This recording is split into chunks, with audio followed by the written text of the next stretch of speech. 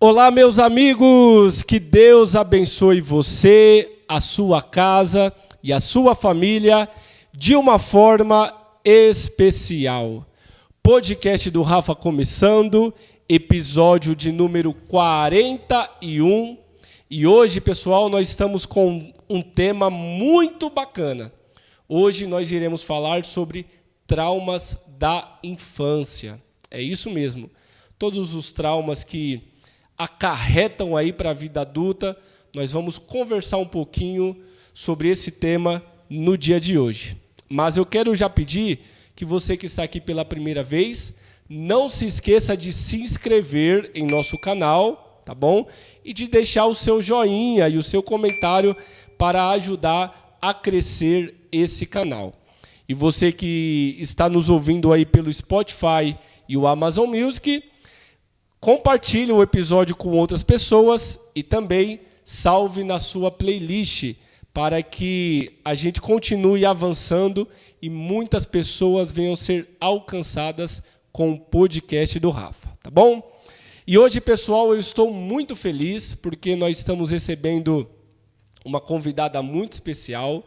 Ela é psicóloga, ela atua há vários anos e, com certeza, ela vai poder aqui tirar muitas dúvidas para nós e também nos deixar cientes sobre esse tema muito importante.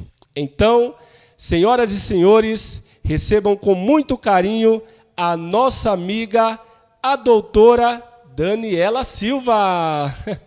Tudo bem, doutora? Tudo bem, boa noite. Boa noite, como é que você está? Tô bem, graças a Deus. Que bom, é muito bom te receber aqui, doutora. Obrigada. Eu me sinto muito honrado e feliz por te receber aqui. Você que é uma pessoa que já atua na área há bastante tempo e com certeza vai poder agregar muito para nós hoje. E eu estou muito feliz com a sua presença. Eu que estou muito agradecida pelo convite, né? A gente sabe que a gente está meio num momento bem complexo da saúde mental, onde a gente não tinha muito espaço antigamente para falar sobre o assunto, né? Sim. Então, quando a gente é convidado por vários lugares para a gente levar a informação para as pessoas, para que elas não entendam que falar de saúde mental é limitar como loucura ou outras esferas maiores, que, na verdade, não é dessa forma. É verdade, é verdade. Doutora, para nós começarmos, eu quero pedir que você já mande o seu alô, mande o seu abraço para os amigos que estão nos ouvindo aí, a família, não é? Vai lá, doutora, fique à vontade. Boa noite, queria agradecer a todo mundo, todos os meus amigos, meus familiares, meus irmãos, meu filho e os meus pacientes. Que legal, gente, é isso mesmo. Doutora, hoje nós vamos falar sobre esse tema que é muito importante, traumas da infância, não é? Eu tive alguns traumas emocionais e eu tenho certeza que muitas pessoas que vão nos ouvir agora também já tiveram. E eu tenho certeza que com seu conhecimento, lógico que tratamento mesmo tem que ser na terapia, né? A gente fala que existe um processo, não é? Mas aqui a gente vai tentar, de alguma forma, ajudar as pessoas e sanar algumas dúvidas, né? Mas para nós começarmos, doutora, eu quero saber um pouco mais da sua área profissional, né? Como que surgiu a sua paixão pela psicologia? Como que foi ali, como você soube que você queria ser uma psicóloga? Como que foi o seu início? Foi bem interessante, né? Foi por conta de um trauma emocional, da perca do meu pai, que foi nos meus braços, infelizmente com aneurisma, né? Mas naquele momento, como eu era muito nova, eu não tinha, né, me dado conta do que realmente eu queria. Naquele prezado momento, eu estava fazendo propaganda e marketing, né, onde eu terminei, onde eu atuei um tempo.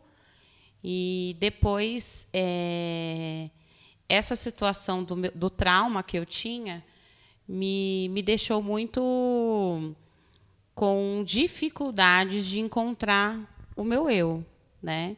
Então foi aonde eu consegui e me coloquei diante de uma situação que era crianças. Eu sempre gostei muito de crianças, né? E um dia a minha prima, sempre diretora de escola daqui do município, perguntou para mim se eu não tinha o desejo de conhecer uma creche, e eu meio que Uma surpresa, assustei, né? Eu falei, tá bom, vou. Fui na creche, fiquei lá uma tarde, onde eu pude ter uma vivência ali com as crianças, né? É um amor tão inocente, uma felicidade tão, né? Tão vasta e não precisava de nada. A única coisa que eles pediram para mim era um abraço. Então, aquilo meio que me despertou algo. Que legal, que legal. Aí você decidiu começar a faculdade? Aí eu fiz pedagogia. Pedagogia, certo. Pedagogia. Aí, depois que eu terminei, no último ano, eu prestei o concurso para a Prefeitura de Francisco Morato. Uhum. Era bem jovem. Estava com 21 anos, passei e comecei meu trabalho, né? Nas escolas. Aí, depois de um tempo, eu já fui para vice-direção, direção, e minha vida foi tomando outros rumos. Sim. Né? E no decorrer do tempo, eu observei que o meu trauma de infância, não, de adolescente já, ele não passava. Então, a gente descobriu que, na verdade, eu estava em um luto patológico, né? Que hoje ninguém fala desse luto patológico, porque Verdade. é muito difícil. É uma inovação, né? Mas a gente já entende que já existe o luto patológico, aquele luto que, infelizmente, a gente carrega dores por muitos anos. Entendi. Então, o luto patológico seria entrelaçado à família? Alguma perca da família? Alguma perca, né? Eu sempre falo que luto é tudo que a gente perde. Serviço, trabalho, namorado, os animaizinhos que a gente perde, os entes queridos, né? Então, a gente sempre vai viver o luto. E também a separação, tá? A gente vive o luto. O luto, dentro da normalidade, a gente considera 6 meses, né? De sofrimento mesmo, de choro. Né? É normal, é preciso ser vivido. Às vezes, as pessoas deixam de viver o luto, né? Com medo de mostrar que é fraco ou tem algum sofrimento aí. Sim. E não, ele é necessário. Até 1 ano, a gente considera o luto ainda dentro do parâmetro, né? Entendi. Passou, aí é uma situação de alerta, que aí a gente já solicita que a pessoa procure ajuda. Que legal, que legal. Bom saber, muito bom saber disso. Doutora, vamos entrar então no nosso tema de hoje, traumas da infância, e eu quero já começar perguntando para você. Defina para nós a palavra trauma. É muito complexo a gente falar de traumas, né? Porque as pessoas colocam traumas em muitas situações da vida, né? Às vezes, a gente, no decorrer de muitos atendimentos que a gente faz, a gente encontra, né, a mãe ou o pai preocupado com os filhos por conta da separação, né? Meu filho vai ter um trauma, ou ele está traumatizado. Não necessariamente, porque se a situação foi feita de acordo, sem brigas, Sim. né? Sem algo assim abrangente, óbvio que essa criança ela vai perceber, ela vai sentir, mas não é um trauma. Entendi. Né? Diferentemente daquelas crianças que estão convivendo com um casal bem complexo, que é a situação do abuso, né? Contra a mulher, que é o que mais a gente está vendo hoje, né? Uhum. A mulher que apanha na frente dos filhos, né? A violência psicológica, que é muito grande, né? Muitas crianças, infelizmente, elas acabam vivenciando o abuso sexual dos pais.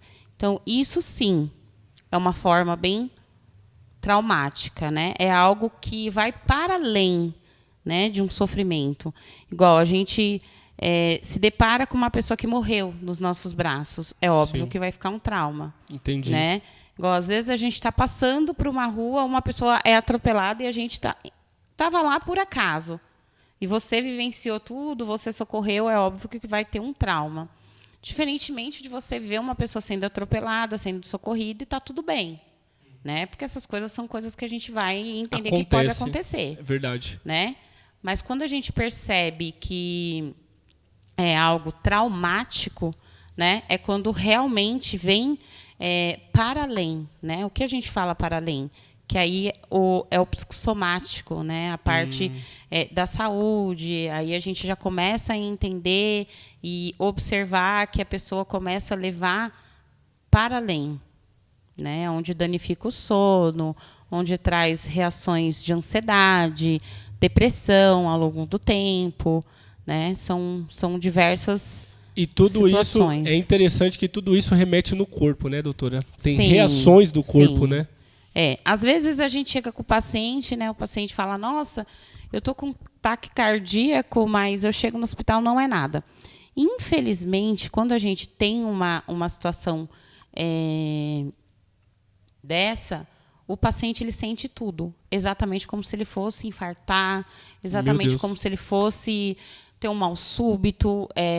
Às vezes a pessoa fala, é da sua cabeça. Não, não é. Ele está sentindo.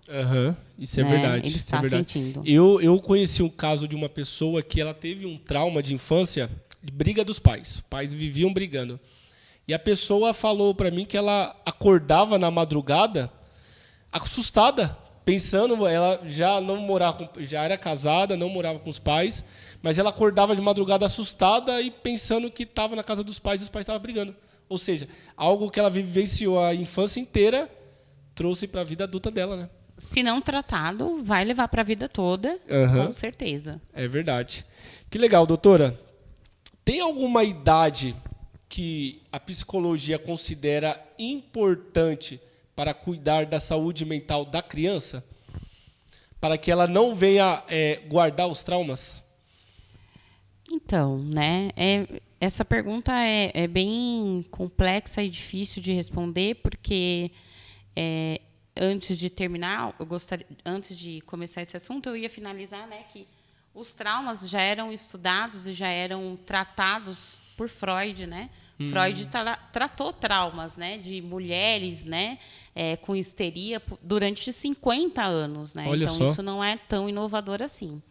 É uma abordagem da psicanálise, né, que a gente trata mais a infância, e a gente entende que depois da segunda infância a criança ela já pode sim ser observada, né, fazer uma avaliação psicológica, neuropsicológica. É muito importante a partir dos 3 anos. 3 anos, né? de idade. Legal. Não que, é óbvio, todo mundo percebe que existe algo diferente desde quando a criança nasce, né? Porque a gente tem todo o desenvolvimento da primeira infância.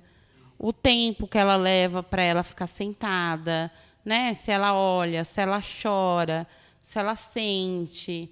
Isso já vai tendo escapes aí, né? Que estão fazendo que os pais tenham mais consciência de ver que, nossa, meu filho parece que ele não ri, ele não chora, tá tudo bem. Com 9 meses, não senta, fez 1 ano, não anda. Então, aí eles percebem que tem algo de errado, então aí eles vão procurar a ajuda do neurologista, né? Geralmente, o neurologista ele não trabalha sozinho, a gente não trabalha sozinho, principalmente quando a gente fala em relação ao laudo da infância, né? É de extremamente importância a gente entender que o laudo para uma criança, principalmente nessa fase dessa idade, às vezes não tem nem como tê-lo. A gente trabalha com a hipótese diagnóstica. Entendi. Tá? Então, a partir dos 3 anos, a criança precisa ter esse cuidado, não é? Seria necessário, igual, né? Entendi. Se todas as escolas, né, que a gente gostaria muito que tivesse um psicólogo, né? Só para tratar disso, observação, acolhimento, né? Talvez a gente conseguiria aí sanar alguns problemas que andam acontecendo aí na adolescência. Que legal. Então, um alerta aí para os pais que nos ouvem, tá? Evitar todo tipo aí. Vamos falar mais sobre isso, né? Mas vamos evitar qualquer tipo aí que venha de violência, de abuso psicológico, enfim, que venha atrapalhar a saúde mental dos seus filhos, tá bom? Doutora, aonde que os traumas eles podem remeter na vida adulta da pessoa? Quando não tratados, tá? A gente fala que o pior trauma é o abuso sexual. O pior. É o pior de todos. Meu Deus. Por quê? Muitas vezes as mães não sabem como lidar, né? Porque como às vezes as pessoas acham que o abuso sexual ele acontece por pessoas de fora e não. São as pessoas mais próximas, né? Às vezes Isso é pelo verdade. pai, pelo padrasto, pelo tio, pelo avô, pela mãe. Então aí a mãe acaba percebendo sim, né? Só que a criança não fala porque, infelizmente, é através do carinho, né? Através de trocas, que a criança acaba cedendo aí e ela nem tem um entendimento do que está acontecendo. Então, muitas vezes, ela não conta porque ela é ameaçada, né? Ou então a mãe é ameaçada. A mãe, infelizmente, só tem estrutura financeira por conta daquele parceiro, por conta daquele esposo Sim. que abusou, né, da Sim. criança. Então, ela fica lá sempre no meio termo, né? Até que um dia a criança vai, depois de muitos anos, ela começa a ser abusada com 5. Aí, com 10 anos, ela entende que ela achou uma professora, né? Geralmente, a porta de entrada é a escola, que ela pode confiar. Então, daí a gente vai falando da puberdade, né? Que é a idade que a gente tem a aula de ciências, né? E é onde as crianças vão aprendendo aí, é onde eu posso, onde eu não posso. O que eu quero, o que eu não quero, né? O que eu desejo ou não. Então, aí eles se sentem aí mais... Com confiança, né, de falar. Isso, eles... Até sem confiança mesmo, ou eles falam, nossa, aconteceu alguma coisa errada comigo. Entendi. Então, eu preciso falar, né? Entendi. Aí eles vão e falam para o professor. E, às vezes, as denúncias acontecem das piores maneiras possíveis, né? Olha só. Porque quando a criança é abusada, a gente fala que, para tratar o trauma, a primeira coisa que precisa acontecer é o afastamento dessa criança com o abusador, né? E, às vezes, demora muito. Às vezes, tem crianças, tem meninos, tem meninas que são abusadas durante 5, 10 anos e só na adolescência ou na fase adulta que elas vão ter coragem de falar. É verdade. Ô, doutora, eu acho que, como você falou, sem dúvida, né, o trauma mais frequente é a parte sexual, né, o abuso sexual. Quando você trata com algum paciente seu, qual que é o conselho que você dá para os pais, né, quando a pessoa... quando a criança está sendo abusada, mas ela não fala, como que os pais podem ali saber? Como que os pais podem fazer para a criança falar que está sendo, né, violentada, abusada? A criança ela nunca fala para a mãe. Mas não tem um jeito que a mãe possa falar para a criança falar? Ela pode até atrapalhar. A família muitas vezes atrapalha. Olha só. Muitas vezes atrapalha. Por quê? Às vezes a filha está sendo... A filha ou o filho, tá? Porque às vezes a gente acha que é só com menina, mas não é. Está sendo abusada pelo pai e o pai bate na mãe, né? Então, o que aquela criança faz? Não fala. Por quê? Porque ela quer... A mãe vai apanhar, né? Exatamente. Deus do céu. Então, é um dos pontos cruciais que a gente sempre, né, tenta não colocar, porque essa mãe também vai estar em sofrimento. Né? Ela não sabe como lidar. Na verdade, primeiro a gente atende a criança, né, para poder entender como é que foi. Geralmente, é que nem eu estou falando para você, às vezes o abuso sexual a gente só consegue entender depois de muito tempo. Aí os abusadores já estão velhos, né? Já morreram. Entendi. Então, aí o trauma que e tem ainda permanece. Muitas mulheres também que acabam não falando e aí quando se casam, aí que vai acabar falando pro parceiro. Sim. Né? E aí vai trazer problemas no casamento também, né, doutora? Sim. Porque a pessoa não vai se sentir segura com a relação. É interessante que eu fiz parte de uma pesquisa de uma faculdade em Campinas, quando eu fiz a minha pós de avaliação psicológica, e a gente entendeu que a maioria das mulheres que trabalham com o corpo, né, elas foram abusadas. Meu Deus. A maioria. Meu Deus. E a maioria não gostam de ter relação. Ela faz a relação por um ato que ela aprendeu. Sim, porque às vezes até por necessidade mesmo, né? Pela profissão, mas... Sim, ela falou, se eu já fui abusada mesmo aquele tempo e até hoje eu não... Meu Deus. Não recebi um aporte. É muito sério isso. E a pessoa que se aproveita e se abusa de uma criança não sabe o que ela vai estar levando para a vida da criança. O que está plantando na vida da criança. A gente considera, né, um adulto, né, uma pessoa que já tem 40, 30 anos, 20 anos que for, abusar uma criança de 3 anos, ele não está dentro da normalidade do psique dele. Não, ele está fora de si. Não, então, não é normal, né? Você sentir atração por uma criança de 3 anos, de 5 anos, ou um menino também, né? Sim, que é pior ainda. Sim. Doutora, é muito bom a gente falar sobre isso, né? E eu acho que você já respondeu a próxima pergunta. Os maiores traumas dos adultos hoje, né?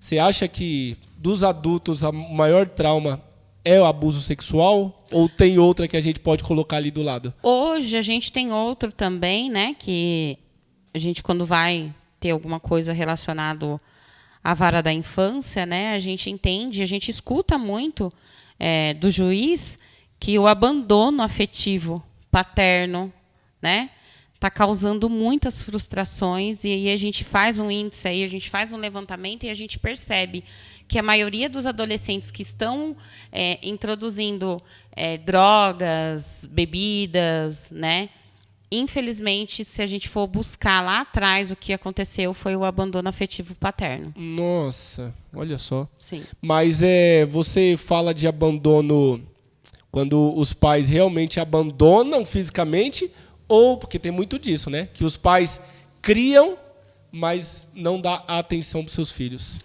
Então, acontece muito isso também. Existe também aqueles pais que vivem dentro da casa dos filhos, né? E não dão atenção. Isso não também pode gerar alguma coisa, né?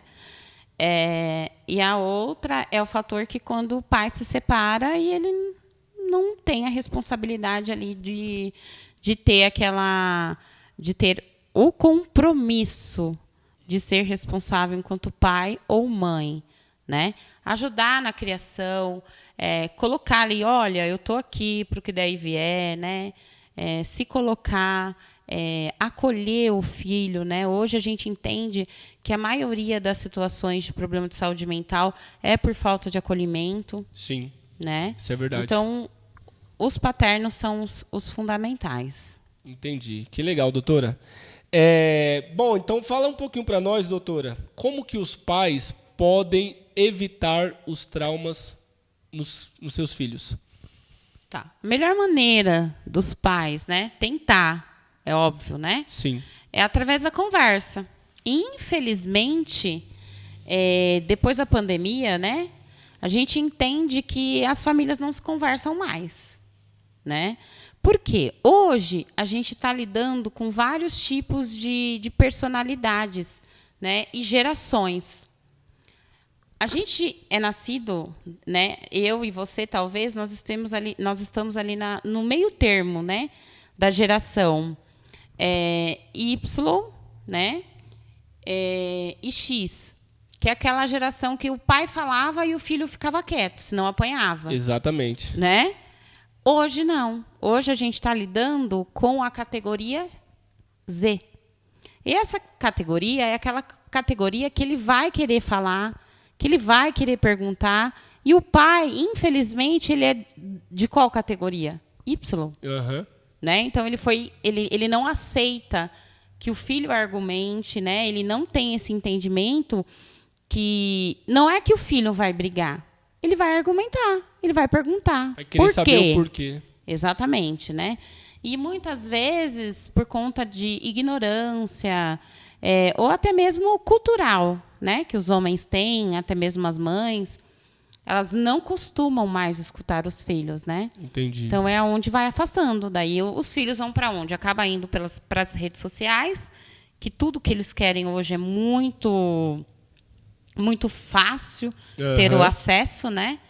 Infelizmente a gente não tem mais aquela família que senta aos domingos para almoçar numa mesa bonita, né? Nossa, conversar, aquele papo gostoso. Antigamente, com os avós, né, a gente fazia pipoca da tarde, o chá. Hoje não tem mais isso, né? Cada um com seu celular, cada um come em algum cômodo. Então, isso faz com que a criança, o adolescente, a família se afasta.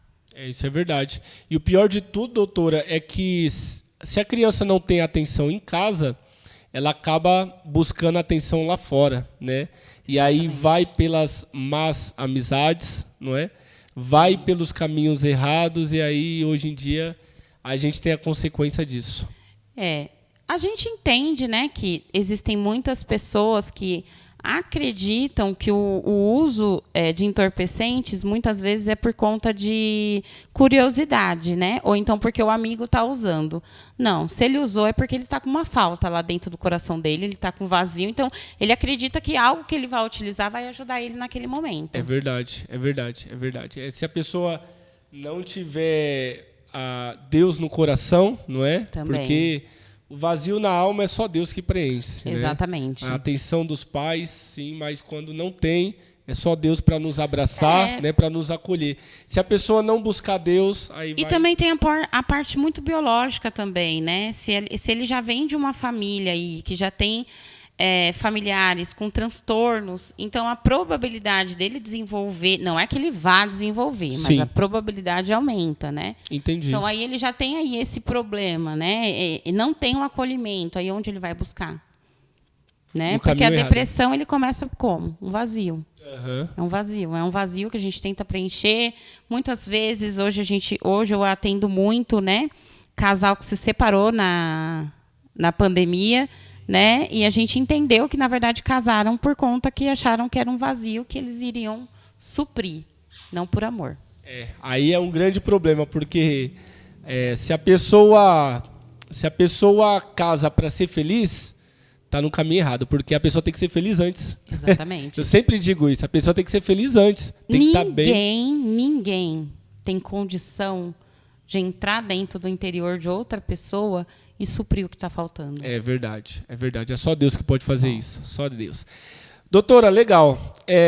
Eu tenho outra pergunta aqui sobre o abuso sexual. Eu acho que, sem dúvida, é o caso que a gente mais ouve, né, doutora? É o que mais vê. Você que trabalha na área já falou aqui que é o caso aí que é mais procurado e falado. Como que a pessoa ela pode superar um trauma de abuso sexual, doutora? Se ela tiver, né, um aporte familiar, ou do esposo, ou dos amigos, e fazer o tratamento corretamente, ela pode sim ter uma vida dentro da normalidade. Óbvio que o trauma é um trauma. Sim. É um machucado, né? Pensa ali, você tem um machucado, né? E com o tratamento, o machucado ele vai cicatrizar. É óbvio que se você passar a mão no machucado cicatrizado, você não vai sentir dor. Mas você vai olhar para ele e vai lembrar e vai entender do que se trata. Exatamente. Né? Mas sem dor. O tratamento não vai sanar e não vai fazer com que eles tenham uma anamnese ou então, tipo, nossa, esqueci o que aconteceu. Não. Ele vai conseguir colocar uma pedra e vai entender que, para além disso tudo, ele pode ser feliz. Com tudo isso aí, ele pode superar, pode ter uma vida feliz, não é? Pode ser mãe, ser pai, sim, não sei, e ter uma vida melhor, né? Mas, geralmente, o tratamento ele é bem extenso e, às vezes, para a vida toda, né? Às vezes, as pessoas chegam no consultório, na clínica, a primeira coisa que eles perguntam para mim é: quanto tempo de tratamento, doutora? Que é um remédio rápido. Né? Aí eu sempre costumo dizer que não tem, né? É muito vagaroso, mas eu falo que a psicologia é uma das coisas mais fantásticas que eu já vi na minha vida, né? É acreditar naquilo que você não vê, que é a mesma coisa que a fé, né? Porque eu sempre digo, né? 20% é o profissional, 80% é a pessoa. Isso é verdade. E outra coisa, doutora, que hoje a gente fala sobre isso. A gente ouve muitos canais falando sobre isso. Sobre depressão, sobre traumas, enfim. Só que a geração passada não ouvia falar. Não. Então, ou seja, a gente ouve, mas os nossos pais não entendem isso. Não sabem o que é. E aí o que acontece? A pessoa está com trauma hoje, e se falar dentro de casa que está com trauma, os pais, os avós, os tios não vão entender, né? E aí isso faz com que a pessoa fique reclusa e não busque ajuda, não é? Olha, a procura hoje, ela aumentou 70%. Que bom. E ainda a gente não está nem no boom, né? Que a gente está dando o boom agora, infelizmente, aí da saúde mental. Sim. A procura do psicólogo, né? Ele começou a aumentar, a gente viu, né? Quando as pessoas estavam em casa. Então, elas ficaram muito focadas, né? E muito em cima ali de redes sociais, né? E muitos blogueiros, né, que se tornaram blogueiros naquele tempo da pandemia, sempre diziam, né? Nossa, vou para o psicólogo. Né? Se tornou até um meme, né? Nossa, vou psicólogo, né? E aí os adolescentes começaram a pesquisar e querer entender o que era, né? Sim. E muitos deles começaram a pedir para os pais. Nossa, que legal. Sim. Que legal. Sim. E aí a gente foi entendendo. A nossa dificuldade maior enquanto profissional de saúde mental é o preconceito, né? É o preconceito da sociedade e das pessoas em si, como você diz, né? Na geração passada, a gente sempre lidava muito com hospício, né? Isso é verdade. Isso é e verdade. hoje a gente não dá mais, né? Hoje a gente já tem aí uma esfera bem diferente. A gente entende que você ter um transtorno não vai fazer com que você seja pior ou melhor que outra pessoa, que você dá conta, sim, de ter uma vida perante a sociedade, desde que você seja tratada de uma forma adequada. Que legal, doutora. E curiosidade minha, o que você fala para o paciente quando ele chega no consultório, a família leva, né? A família leva. Ele chega no consultório e fala, eu estou aqui porque minha família falou que eu preciso vir, mas eu estou bem. É difícil, né? Como você trata com um paciente desse? Se for adolescente, acima de 13 anos também, se ele não querer, o tratamento não vai ser conduzido. Entendi. Agora, sim, se existe aí uma ordem de patologia psiquiátrica, né, onde a gente já sabe que esse adolescente ou essa pessoa já tem um transtorno grave, como transtorno de humor, como suicídio, tentativa de suicídio, já está sendo medicado, já foi internado por conta daquele acontecimento, daquele adoecimento, então aí a gente vai fazer articulações. Primeiramente, a gente deixa o insight, que a gente fala, né, que é a sala do profissional da saúde mental, preparado, e a gente já vai estudar aquela situação. Geralmente a mãe fala, olha, ele está muito mal, mas ele não aceita. Ok, então vamos trazê-lo, né? A gente faz da melhor forma possível o acolhimento. E, às vezes, a gente nem começa com aquilo que ele foi, né? A gente trata da importância. O quanto é importante todo mundo ser ouvido, né? E que se talvez todo mundo tivesse tido ou tenha a probabilidade de passar num profissional de saúde mental, psicólogo, TO, psicanalista, psiquiatra, com certeza o mundo hoje estaria melhor. É verdade. Buscar ajuda é muito importante. Infelizmente, o nosso país é um dos países que menos ofertam, né? Qualidade de saúde mental. Sim. Né? É o que menos investe do mundo. Né? E aí a gente também vai pegar lá as probabilidades, vai estudar, né? E aí a gente vê que é o país que mais tem feminicídio. Isso é verdade. É o país que mais tem agressão na escola. É o país que mais tem morte no trânsito. Exatamente. Suicídio também ali já está em segundo, né? Já. Só estamos perdendo para os Estados Unidos, infelizmente. Só que lá nos Estados Unidos ainda tem muito, né? Mas é mais formas culturais, né? Aham. De lá que são muito, muito complexos e acaba levando as pessoas a terem essa situação De suicídio. de suicídio. Isso é verdade. Aqui mesmo, né, infelizmente, as pessoas elas trabalham muito. Então, elas se esquecem que precisam de ajuda. Então, meio que a gente vai colocando a poeirinha debaixo do tapete, ou então a gente vai guardando no guarda-roupa. Ah, não, vai passar. Né? Essa angústia do meu coração vai passar. Vou pegar o trem para trabalhar, daí, de repente, meu coração acelera. Nossa, não é nada, vai passar. Vai Toma passar, um remédio vou ali. tomar um chá, né? Infelizmente, a gente está com um mercado negro imenso, né? De ansiolíticos e antidepressivos, né? Sim. Isso é um fator, assim, muito ruim, porque a gente tenta trabalhar aí o não medicamento, né? Mas é óbvio, aquele que precisa, a gente vai introduzir de uma forma adequada, juntamente com terapia, com atividade física, alimentação, né? É um trabalho multidisciplinar. Que legal, doutora. Bom, você pode compartilhar com a gente algum caso que talvez que você considere o mais difícil que você tratou em uma terapia de traumas da infância? Sim. A gente não pode denominar nomes, né? Mas a gente pode falar de casos, né? Sim, é difícil escolher um, porque como eu trabalhei no CAPS, né?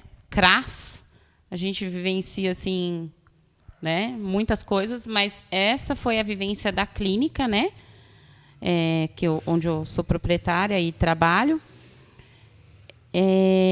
Eu, infelizmente, né, tive que abordar um tratamento familiar pelo fato do abuso do pai com a mãe e com os filhos, né?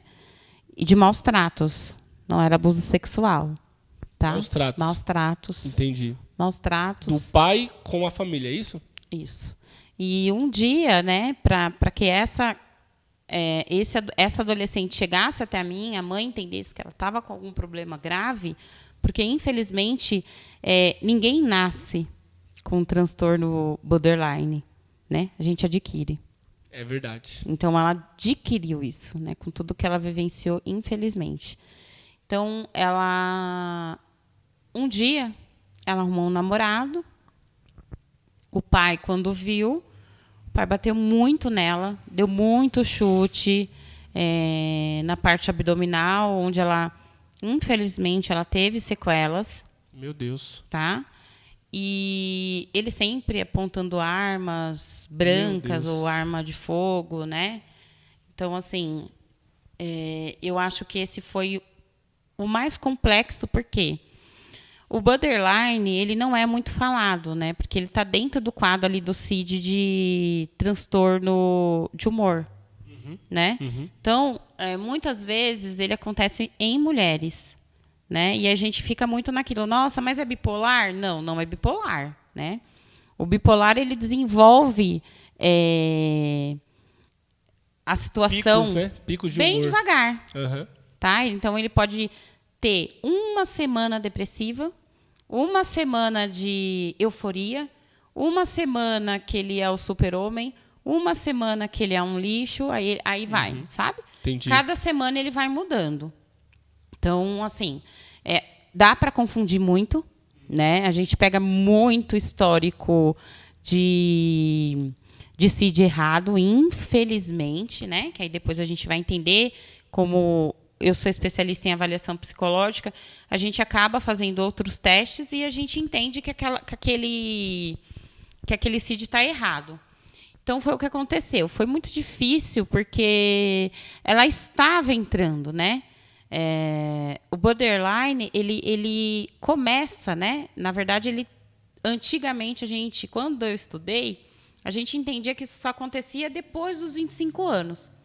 E hoje, quando você pega adolescentes já com muitos indícios desse transtorno, é bem complexo você, né, atuar. Entendi. Só que o borderline, ele muda em 5 minutos. O humor da pessoa muda instantaneamente. por exemplo, eu mando. Hoje né? Eu tenho bastante, como eu trabalho com transtornos graves, né? Eu tenho bastante pacientes, aí é interessante que hoje eu até me habituei, né? Eu mando sempre, né? O recado, tem a consulta amanhã, por exemplo, eu mando hoje, né? A clínica, o apoio terapia está passando para confirmar a sua consulta. Entendi. Aí tudo bem, fala que sim. No outro dia, você está lá esperando a pessoa, né?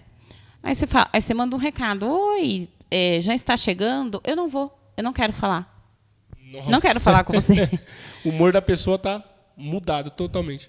E no outro dia, como se nada tivesse acontecido, daí ela liga, né? Ou as pessoas ligam e falam, então, que dia que você pode me atender?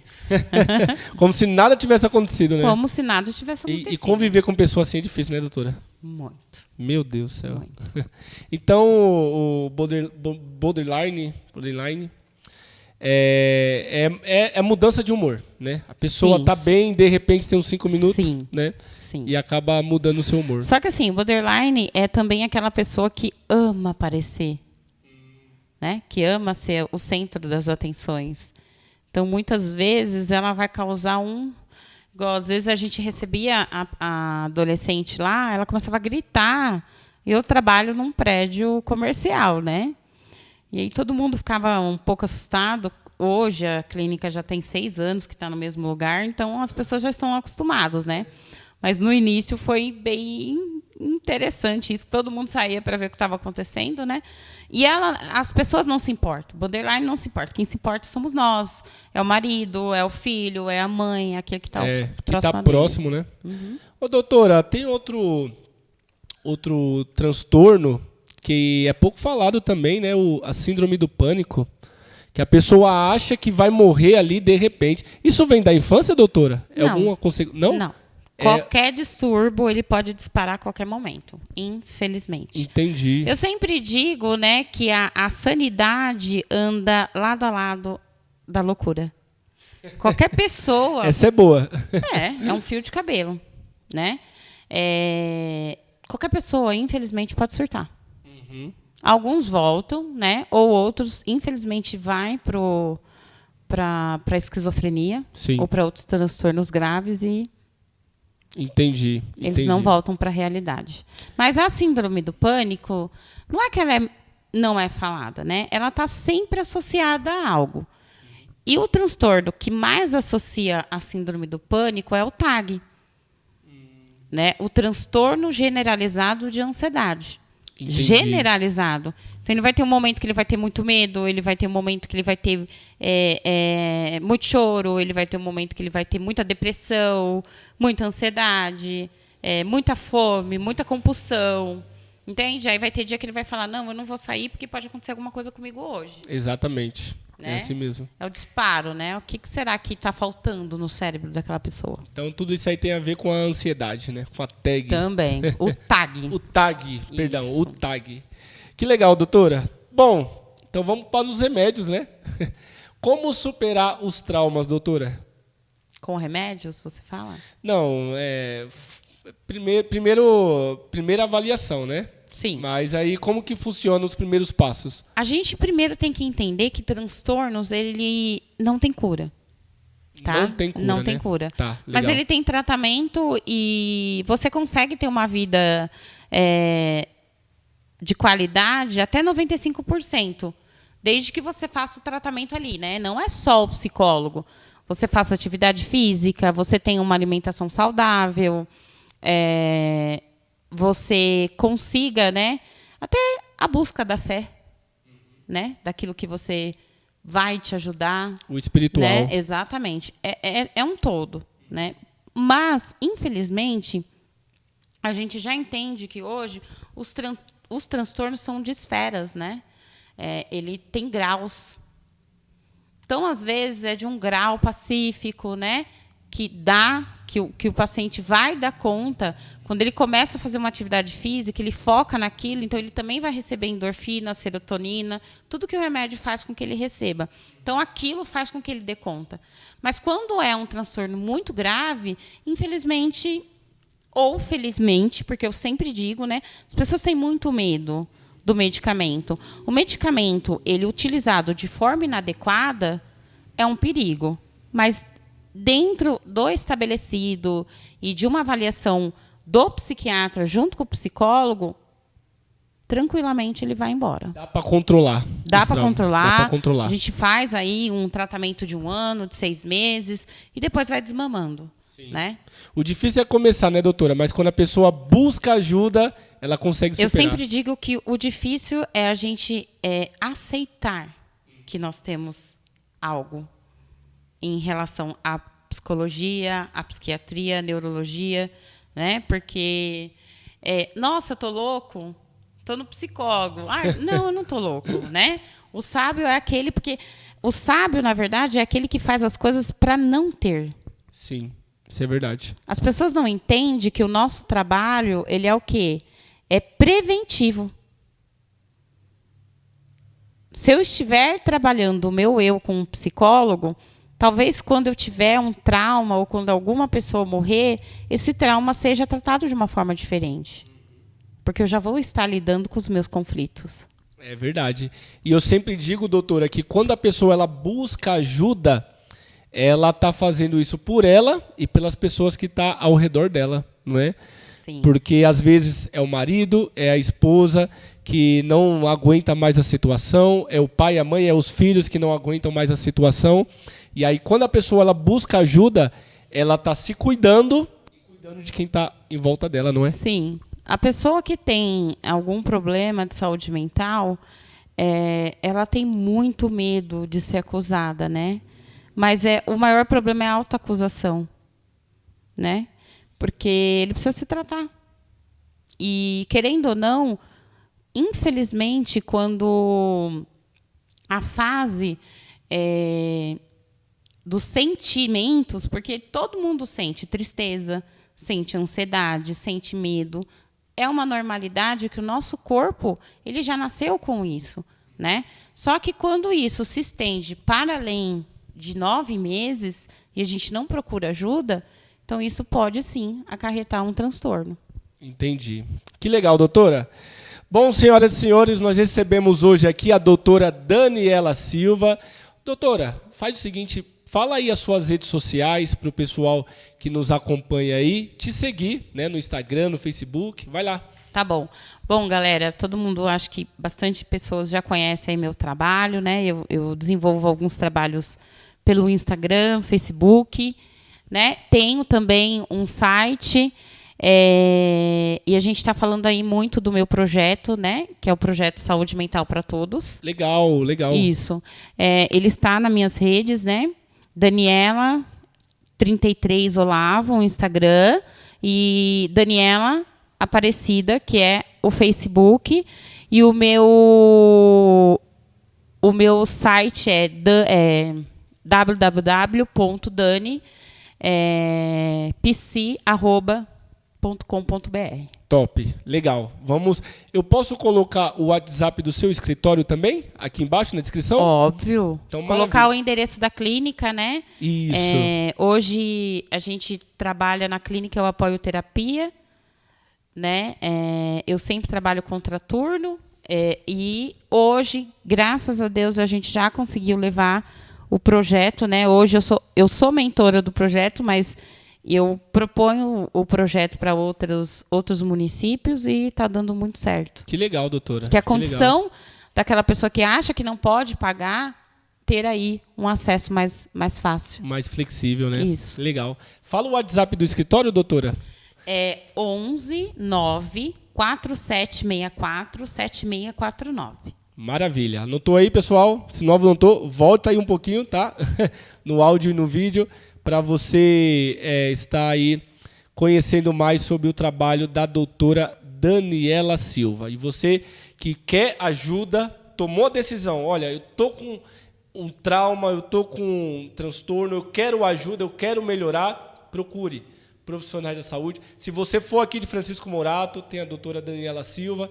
Se você for de outra cidade, de outro estado, procure uma pessoa mais próxima de você, um profissional sério, para você vencer esse mal e você ter mais qualidade de vida, tá bom?